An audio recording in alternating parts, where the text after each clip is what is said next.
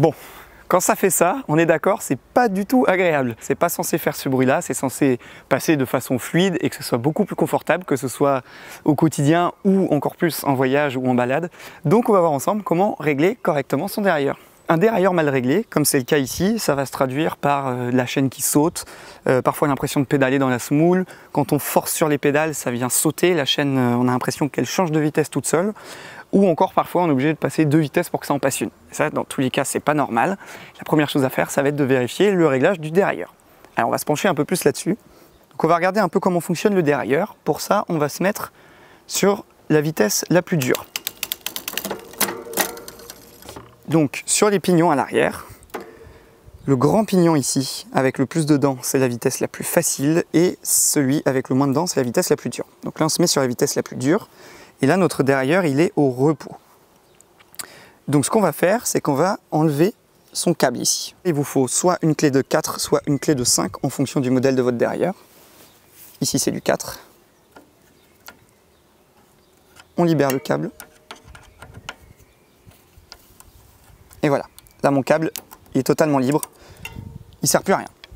Donc pour bien comprendre comment ça marche un dérailleur, je vais simuler comme si le câble le tirait. Donc le câble il vient de tirer ici, et en fait ce qui se passe quand le câble tire, le dérailleur il vient bouger vers la roue, et il vient guider la chaîne de plus en plus à l'intérieur, comme ça, jusqu'à la vitesse la plus facile. Et en fonction de la tension qu'il y a dans le câble, on va guider sur une ou l'autre des vitesses. Donc si le câble n'est pas tendu de la bonne façon, le dérailleur il ne sera pas guidé exactement là où il faut, et c'est ça qui va créer des problèmes. Donc tout d'abord, on va régler les limites du dérailleur, ce qu'on appelle les butées. Pour ça, on a 2 vis situées ici. Sur n'importe quel type de dérailleur, en fait, vous allez avoir ces 2 vis là, écrits H ou L. H pour high speed, je le rappelle, le pignon le plus petit. L, low speed, le pignon le plus grand, la vitesse la plus facile. Donc on va commencer par régler ces 2 limites-là, jusqu'où le dérailleur ne peut pas aller soit plus à l'extérieur ou soit plus à l'intérieur dans ce cas-là. Ici, comme je suis sur la position la plus dure, si vous avez bien suivi, je vais devoir agir sur la vis H pour trouver sa bonne position. Donc si on regarde attentivement le dérailleur, donc si je visse cette vis-là, mon dérailleur, le galet qu'il y a ici, qui vient guider la chaîne, il va rentrer vers l'intérieur de la roue. Alors c'est pas flagrant parce que c'est quand même une mécanique assez précise, mais on voit que si je visse trop, ma chaîne elle va passer sur le pignon du dessus. Ce qu'on veut pas, parce que là on n'a pas le câble, on veut que je sois sur la vitesse la plus dure.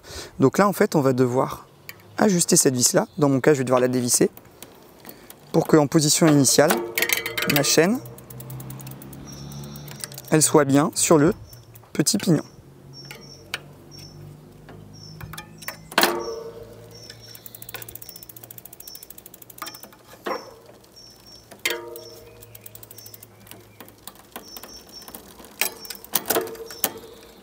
Voilà, là on commence à être pas mal.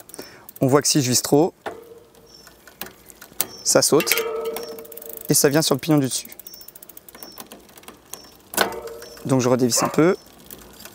Là on est bien. Attention à pas trop dévisser non plus, puisque si je dévisse trop, ça va être l'inverse. Ma chaîne elle va se retrouver derrière le pignon.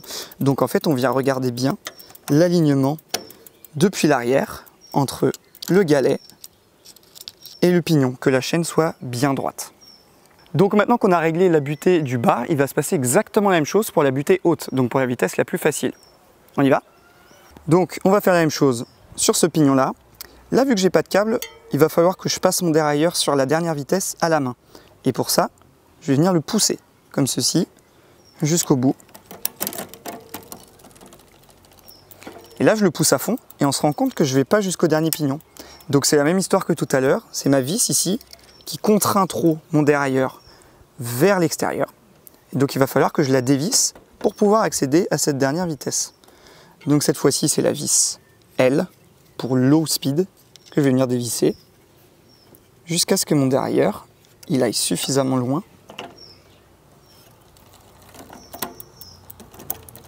sur le dernier pignon. Et cette fois-ci attention à ne pas trop dévisser, parce que là si je dévisse trop, qu'est-ce qui va se passer? Tout simplement, ma chaîne, elle va passer derrière le pignon et elle risque d'aller se prendre dans les rayons. Donc là, pareil, on vient faire en sorte que le galet soit parfaitement aligné avec le pignon et pas plus. Maintenant, on voit bien que mon galet de dérailleur ici, il est parfaitement aligné avec le pignon. La chaîne est bien droite, bien guidée sur cette vitesse. Ici, je tourne, il n'y a aucun bruit, il n'y a pas de saut de chaîne. Donc, c'est bien réglé. Et là, si je relâche doucement mon dérailleur, il va se remettre en position initiale. Tant qu'on est en haut, il y a un petit réglage supplémentaire qu'on peut faire qui est souvent négligé et qui est très important. On va parler de cette troisième vis ici. Donc là, on voit bien la différence avec les deux autres, elle n'est pas de la même couleur. C'est ce qu'on appelle la vis d'englobé. Alors elle va dire au dérailleur s'il doit être plutôt comme ça. C'est-à-dire qu'on va gérer l'éloignement du galet ici par rapport à la cassette. Donc si je visse ici, on voit que mon dérailleur, il s'écarte du pignon. Ici, là, mon galet de dérailleur, il est trop proche de la cassette et il risque de s'accrocher dedans. Si je visse trop, ici, mon galet de dérailleur est trop loin du pignon de la cassette et donc mon passage de vitesse ne sera pas assez précis et ma chaîne, elle risque de déraper sur les dents. Donc il faut vraiment se mettre à une distance d'à peu près 6 à 8 mm. Vous voyez, comme ceci, c'est très bien. Donc, juste pour que ce soit bien clair pour vous, c'est cette distance qui nous intéresse, la dent du pignon là, et en gros l'intérieur de la chaîne où il va y avoir une dent du galet de derrière en fait. Ici, il faut qu'il y ait un petit peu de distance, mais pas trop. Donc là, ça y est, on a réglé la vitesse la plus haute, la vitesse la plus basse, sans le câble parce que c'est beaucoup plus facile pour régler finement. Et maintenant, je vais pouvoir remettre mon câble en place et régler sa tension pour que toutes les vitesses intermédiaires soient bien commandées par le dérailleur. Avant de remettre mon câble, la première chose, ça va être de visser cette petite vis à la manette au maximum. Donc c'est une vis qui permet de tendre ou de détendre le câble de dérailleur. Ici, je vais la visser au maximum. Et je vais la dévisser de 1 ou 2 tours. Vous allez voir pourquoi ensuite. À peu près 1 tour et demi, c'est bien. Sur certains vélos, mais pas sur tous, il y a aussi une deuxième vis de réglage ici. Donc ça dépend en fait du modèle du dérailleur. S'il y a une vis, elle sera ici en butée de la gaine, juste avant le câble. Et donc pareil, s'il y en a une, la visser à fond et la dévisser de à peu près 1 tour et demi. Maintenant, on vient récupérer le câble de tout à l'heure. On voit exactement là où il était pincé parce que le câble est un petit peu abîmé, mais ça va. On va avoir besoin du coup de la fameuse clé de 4 pour revisser la petite vis ici qui vient serrer le câble. Et si vous voulez une pince pour tirer votre câble, ça peut être un peu plus facile. Si vous êtes en voyage, vous le tirez juste à la main ou si vous avez une petite pince, un petit multitool, ça fera très bien l'affaire. Donc je viens prendre mon câble. On voit bien ici, il y a une petite gouttière où il est censé passer. Donc je vais venir l'insérer dedans.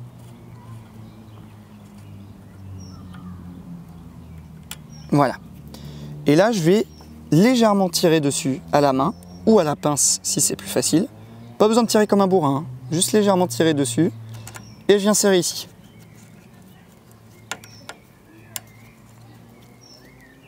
On serre, mais pas trop fort non plus, il n'y a pas besoin.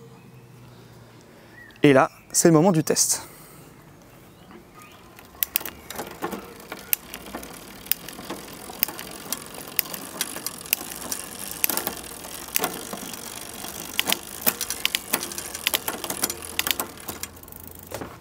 C'est déjà pas mal du tout, on va dire. Mais on va pouvoir affiner un tout petit peu et là, on va utiliser les fameuses vis de réglage de tout à l'heure. Donc si vous avez, je le rappelle, une vis à l'arrière, au dérailleur, on va pouvoir utiliser celle-ci. Sinon, moi dans mon cas, et comme c'est le cas sur les TX400 si vous avez aussi ce vélo de voyage, on va utiliser uniquement la vis de réglage qu'il y a au guidon ici à la manette.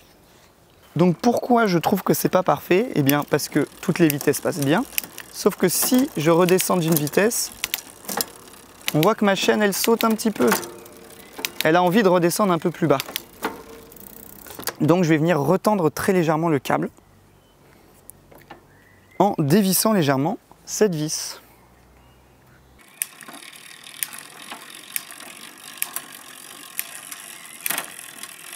C'est beaucoup mieux. On fait bien toutes les vitesses pour s'assurer que tout passe bien de façon fluide.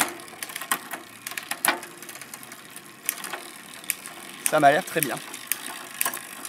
Donc pour bien comprendre, si mes vitesses, elles descendent, elles ont tendance à descendre trop vite, c'est-à-dire quand je suis sur cette vitesse, ma chaîne elle a très envie de descendre sur la suivante comme ceci. Ça veut dire que mon câble n'est pas assez tendu, mon dérailleur ne va pas assez vers l'intérieur de la roue. Donc il faut retendre le câble. A l'inverse, si quand je suis sur cette vitesse-là, mon dérailleur il a tendance à m'emmener un peu trop vers la vitesse suivante, voire carrément à passer sur la vitesse suivante, ou entre les deux, comme c'est le cas, là comme je vous montre, ça veut dire que mon câble est légèrement trop tendu, il ramène trop le dérailleur vers l'intérieur de la roue, donc il va falloir détendre un peu le câble en vissant cette petite vis, ou ici, un tout petit peu pour corriger ça. Et voilà, mon dérailleur est parfaitement réglé. J'espère qu'avec ce tuto, vous aussi, vous arriverez à bien régler votre dérailleur, avoir des vitesses qui passent bien, qui font pas de bruit, c'est quand même beaucoup plus agréable. Et puis, il y a un meilleur rendement aussi, hein. On évite de faire des efforts pour rien, on évite d'abîmer la chaîne. Donc c'est très important de bien régler son dérailleur. Et si vous souhaitez qu'on fasse le même tuto sur le dérailleur avant pour les plateaux, surtout dites-le moi en commentaire. Ou si vous avez des questions sur le réglage, pareil, dites-le moi en commentaire, je serai là pour vous répondre. En attendant, je vous souhaite de bonnes balades cet été à vélo. Et surtout, restez connectés parce qu'on va sortir bientôt d'autres astuces pour régler son vélo correctement en balade et en voyage. Ça pourrait vous intéresser. Et si vous n'êtes toujours pas abonné à la chaîne, vous pouvez le faire, ça nous soutient et ça ne vous coûte rien. En attendant, à très bientôt et bonne balade.